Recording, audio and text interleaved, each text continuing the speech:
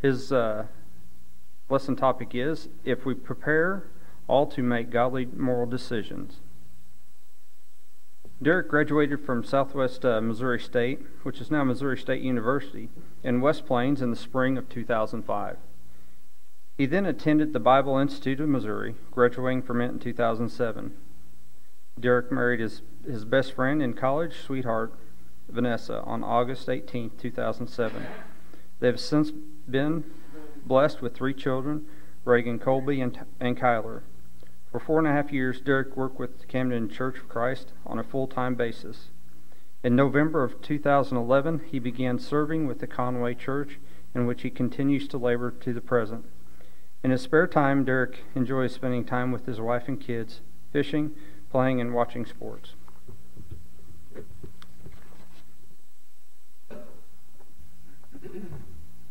Good morning. It's a blessing to be in the service of God, isn't it? I appreciate the prayer that was led, the first study that we had this morning, and grateful also for the song. I had a different one in mind. I was negligent in getting that to the powers that be beforehand. And so I'd asked the brother just immediately before, hey, what is it you're planning on singing? I was planning on a different song. And he showed me and told me the song. I said and thought, that's a better one. You go ahead with that one. So great job in picking that one out. I really appreciate it. The topic that I've been assigned has been mentioned about how we can prepare ourselves and in the process try to help prepare others to make good, godly, moral decisions. The focus of my study, as the assignment is not so much what those individual decisions are going to be, although we might slightly venture into that at times, but more so how do we prepare ourselves so that we can make good decisions. Really, most good decisions aren't made what I call willy-nilly, in the heat of the moment. It's just off the cuff. Well, I've got to do something one way or another. That's not typically how good, consistent decisions are made.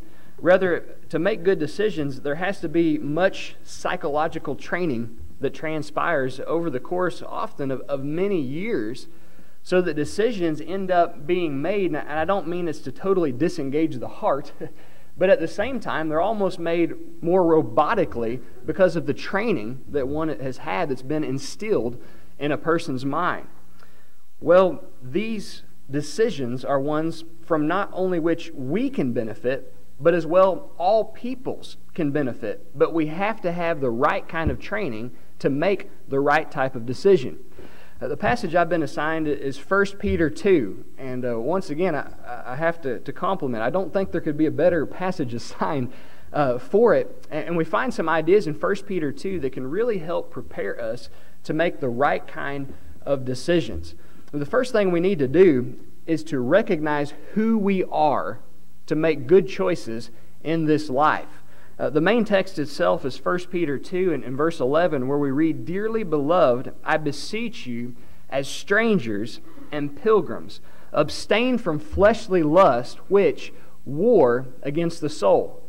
As Jesus states it, the spirit is willing, but the body or the flesh is weak. There's a constant war that's going on between our minds and our flesh. Satan really influences our bodies to try to get us to do things that we know that we shouldn't. And that's just it. On the inside, we know that God has made us to be better than that. So there's this constant struggle that's going on between the two of those, between the mind and the flesh. So the appeal that the apostle makes is, don't forget who you are. You while you're here, I while I'm here, we're strangers and we're pilgrims in this place. These two terms are synonymous with one another, so they're similar in meaning, though there is a differentiation that can be made between the two. The word that's translated as stranger, or some renditions have sojourner, it means to be a foreigner, one who is traveling through a place of which he or she is a non-citizen. Now, obviously, you have to be a citizen somewhere in the world. And actually, even Paul, when he wrote, "Our citizenship is in heaven," implying that it's not found in this place, we understand from Acts he was a Roman citizen writing those things. So we have to have a citizenship somewhere. But the point is that primarily we don't look at things from the standpoint of I'm a resident of this place. Rather, I see myself spiritually, you see yourself spiritually as a non-resident that's simply passing through a foreign land in relation to the world. Now, the other term that's used, pilgrim, again, it's very similar to the former one, but it's a little bit different, in that the idea of a pilgrim is you give up your homeland, what you've always known, what's comfortable to you, to go to a new place, to be a settler in that location, because that you have decided is going to be your new home. That's why from history we term many of the early European settlers who came to this area as pilgrims. They gave up what was familiar to them. They gave up a place that they had always known as home. They left Europe and they came to a land that they'd never seen with their own eyes. They just heard all of the good things about it. Although they might not have fully understood what it would become at that time, later we recognize this place would become a tremendous land of opportunity and freedom. And so they set sail to this new world. They arrived here a few months later, and when they did, they staked this land as their new homeland. We're to be just like they are, only in a spiritual sense. We're to come to the realization, to make the admission, this land that we've always known and that we've always seen, this land wherein we're so comfortable, is not our home. Rather, we are just simply making a trip. And just like the pilgrims, we're going to set sail to a greater and a better land of which we have only heard. We haven't seen it. But we have inspired testimony about it. And everything we hear about it, we love the way that it sounds. It's a land of opportunity and a land of freedom. A land that's also known as heaven. That's who we are. We're sojourners, we're travelers, we're pilgrims in this place. And when we recognize that to be so, it doesn't become easy, but it becomes easier to make good choices, recognizing really the decisions we make are just in preparation for the next life and not so much for this one. Remember who you are and what it takes to be who you are. Verse 1 of our text, "Wherefore laying aside all malice and all guile and hypocrisies and envies and all evil speakings." Malice is hard-heartedness that we would harbor within us toward other people. Guile can be translated as deceit, of course associated with falsehood. Hypocrisies, we believe one thing and we preach one thing, but we practice something different. Envies, I see that you have things, I'm not really happy about that. I would rather you not have them so I could have them for myself. All evil speakings, it's slander, defamation of character. These are things that we are, because of who we are, to put them aside. Literally, the original wording that's used here means to put something aside just like you would filthy clothes. You may share something in common with me. I think we all look halfway presentable and have on clean clothes right now. But I can't speak for you, but maybe you are like I am in this respect. I don't mind to do hard work. I don't mind to play hard and to get really dirty from either one of those or with both of those.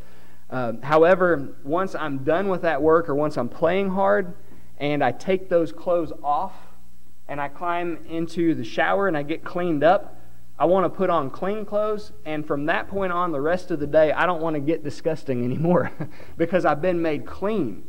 In my mind, you may be associated with some church camps. My brother over here, he directs a Bible camp every summer, and for some reason he continues talking me into being a part of it. No, actually, I want to go and be a part of it. He does a great job as a director. It's a lot of fun.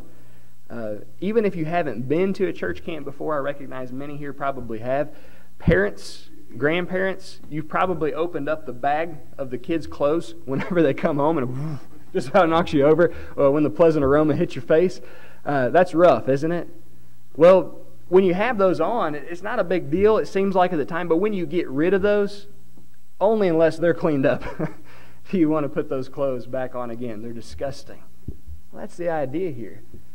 The filthy spiritual garments of malice, of deceit, of hypocrisy, of envy, God has helped us to set those to the side. So why in the world would we want to put those back on when it comes time for us to make our new, fresh decisions? If we're not careful, though, we can allow these emotions and these aspects to affect the choices that we make. For instance, in regard to malice, I know what choice I should make in this circumstance, but I remember 2 weeks ago what you did to me, And so this is the decision that I'm going to make. You see how it can affect the way that we think about things. Well, I know what I believe, and I know what we teach, but in this circumstance, I would really like to do that. That's hypocrisy. We can so easily allow these things to affect the decisions that we make. But it really helps out if we remember who we are, that we've set these things aside so we don't let them affect our choices as we move forward. Verse 5 tells us, ye also as lively stones are being built up a spiritual house, a holy priesthood. Stones could be translated here as rocks. You are rocks. Rocks have staying power. I think it was second grade when I visited southeast of here, several hours in Iron County, Elephant Rock State Park. If you've never been there, that's a pretty cool place. There are these really huge volcanic rocks. They're granite, and there's a lot of mining that goes on in that area because of the granite that's found there. But these huge granite boulders. And I noticed something when I was in second grade about the features of them. And when I went back in second grade, not the same year, but in college, so my sophomore year of college, which if I'm counting correctly, is either 12 or 13 years later, those rocks that I saw, they were pretty much exactly the same when I went back 12 or 13 years later. Now, 12, 13 years, I changed quite a bit. We changed a lot over that type of period. Those rocks hadn't changed a bit, just like the way they were I saw them over a decade earlier. Those rocks looked exactly the same way well before I was born. And barring the Lord's return, they'll look exactly that way long after I'm gone. Rocks have staying power. You can count on them for stability. We are made to have staying power. Our decision making is to be consistent. Can the Lord count on us to be a rock for Him? These rocks, though, as neat as they are, they never knew that I went there once, much less that I've been there twice. They've never seen anybody. They're dead, dumb rocks. You and I aren't dead and dumb as rocks. God's made us to be living stones. We understand what's taking place. We're made to live forever. That's what God's done for us. That's who we are. Verse 9 says, but ye are a chosen generation, a royal priesthood, a holy nation, a peculiar, which doesn't mean strange, but a unique or a special people. And we're going to get to that in a minute, but first we need to digress, going right back up to the first part. You are a chosen generation. I'm not entirely certain why the King James and the New King James updaters of placed in the text generation as they have. Probably a better rendition of that, as you'll find in most Bible versions, is a race or a people. And by race, it's not talking about color of skin or ethnicity. We're not all the same color of skin, and we're not all of the same ethnicity in being a part of God's special race. We are so diverse. We are so multicultural, made up of all different skin colors and made up of all nationalities. We are nonetheless a special race for Him. We're told that we are a chosen people. Another way that word could be translated is you are an elect race. When we bring up the concept of election in America, maybe the first question that we would have, well, who's running for office? That's kind of what the meaning is here. That just as we would cast our ballots for a candidate who's running for political office, God has cast our ballot for us to be saved.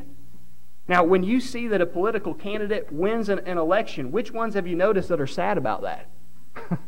The loser's sad. But the winner is jubilant. So excited. We should be excited because God has elected us. Granted, we have a say-so in it. But He has elected us, His own, to be saved. We should be thrilled that that's the case. But what makes a good candidate who's been elected for office? One who gets in and then just does whatever he or she pleases? Or the kind who listens to the voice of the people who elected him or her? We're to listen to the voice of the one who elected us, not just do whatever we please in the decisions that we make, because we are an elected people. Another way of looking at it is that we are a selected race. You'll have to forgive me, but my mind typically goes back to sports. As was mentioned in the introduction, I like it a lot. Not great at playing it, but I love watching it, and I do enjoy playing it too. But when I hear selection, I think of the NFL draft that I watch every year. With the 23rd overall pick, such and such a team selects this player. And the manhandling gargantuan waddles over to Commissioner Goodell and gives him a big hug on the stage. So excited, they whisper sweet nothings into each other's ears. And before long, there's a mic in front of them, and the same questions are being asked at every draft pick. How do you feel? What are you looking forward to doing now? And they all say the same thing. I'm just so excited that this team wanted me. It's all about the team. Can't wait to get on the practice field. Can't wait to get in the gym. I'm just going to do whatever coach tells me and whatever the best thing is for the team. And about half of them mean what they say. Those are the ones who excel. We've been selected with the 23rd overall pick, the first round of God's draft. That's how much He thinks of us. And that mic's put in front of us. What is our heart speaking? I'm just going to do whatever I want now. I'm going to go on vacation. I'm going to take it easy. Or is it I'm ready to get to work and do whatever the coach tells me to do and whatever is the best thing for the team? That should govern our decision-making process. Probably most of us can't relate. Forgive me if I'm overlooking someone who's walked across the stage and hugged the commissioner because you've been drafted onto an NFL team. But something to which we can probably all relate back in elementary school and on the playground. You would play kickball. And when I bring that up, very likely what comes to your mind, oh yeah, that was great, or oh man, I hated that. It's probably one or the other. And it had everything to do with the selection process. When you're picked, it makes you feel good. It makes you feel special. You've been picked for God's team when you belong to Him and you've made the choice to serve Him. It should make you feel good. It should make you feel special. But the mindset should be whatever is in the best interest of the team. God has selected those of us who belong to His Son to be a holy nation. That means set apart from all others. We're different in the way we live. We're different in the decisions that we make in this life. Really, every good decision that we make could fall into one of three categories. Verse 17 tells us to honor all men, love the brotherhood, fear God. And to find priority of these, really we need to go from the bottom and work our way back up to the top. Number one, fear God. If you live your life in the fear of God, that automatically will separate you from 99% of people that are found on the face of the planet. You're going to be different than all the rest. The second thing, love the brotherhood. Cherish them above all others. Sacrifice anything and everything necessary for your brothers and sisters in Christ. You do that, and you do it to the nth degree. I do that. I do it to the nth degree. That'll make us different probably than 9 out of 10 members of the church.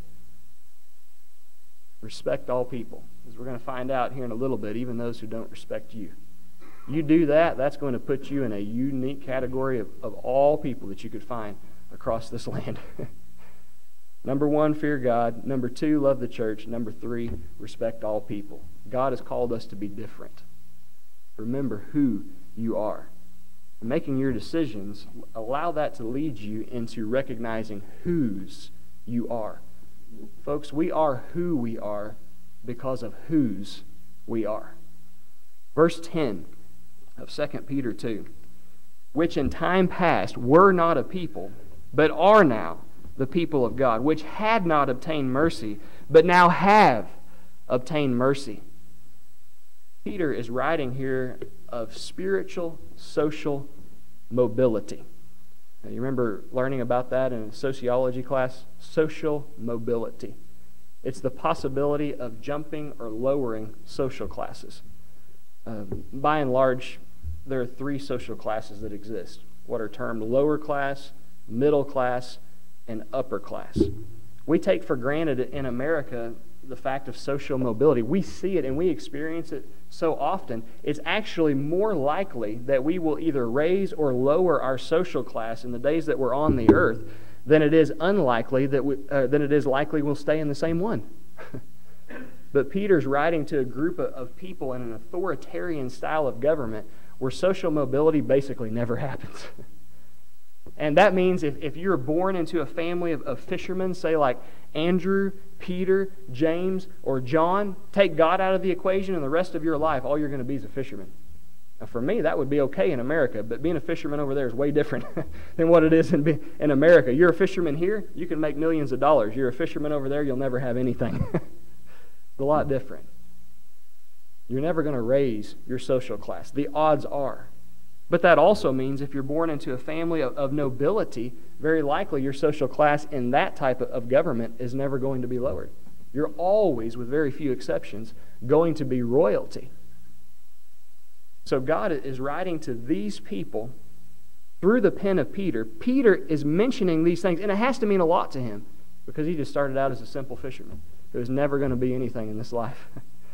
But through God, he was made something very special as a leader in the church, an apostle, an elder, and a preacher, and a teacher of God's people. That can only happen with God in that style of government. And then you consider someone like the rich young ruler, greatly esteemed in his culture, yet in God's sight, he was nothing because he was unwilling to choose to make good decisions to serve the Lord, including with his money. Only in Christ could that happen in such a culture. Spiritual, social mobility.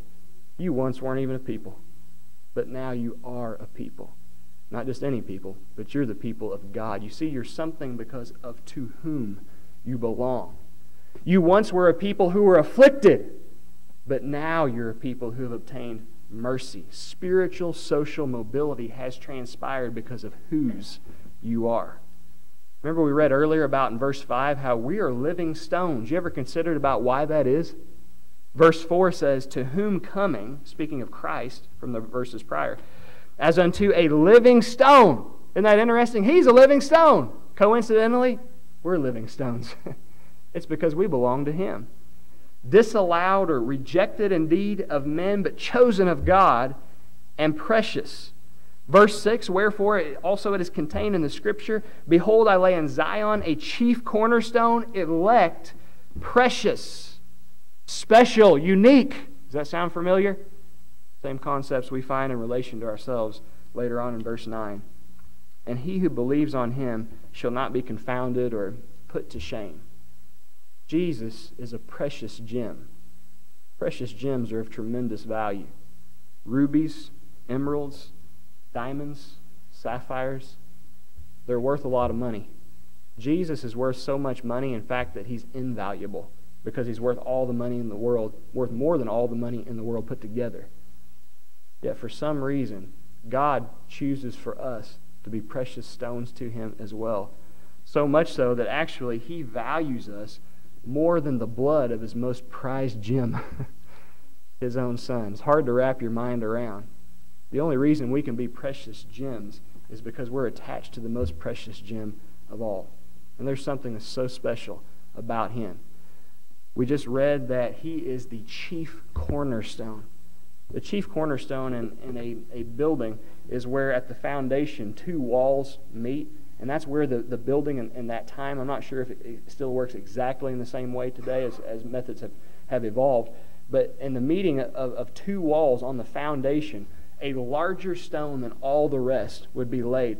And the builders had to be so careful as they chose it and as they would lay it, because if it were not perfect in its measurements, if it were not totally level in every way, it's going to cause the whole facility to lean, and eventually it's going to come collapsing down.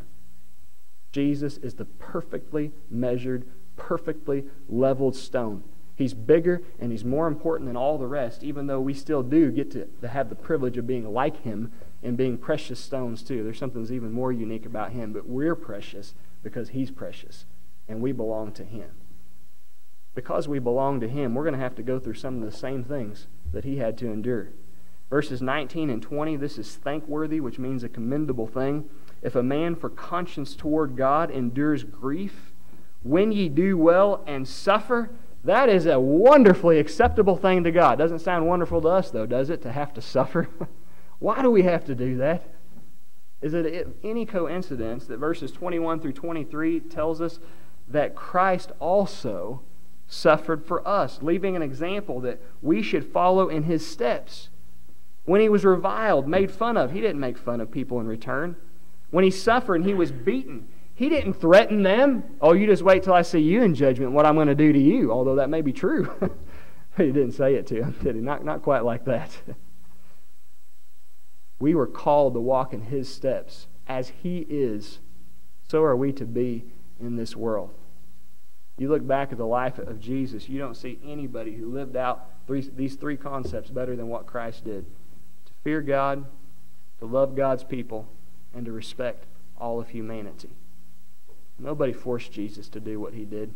He voluntarily took on him the form of flesh. Yes, the Father expressed, "This is my desire for you," but he voluntarily entered into a body and lived and suffered and died and rose again the way that he did. It was his choice. Folks, it's going to be our choice too.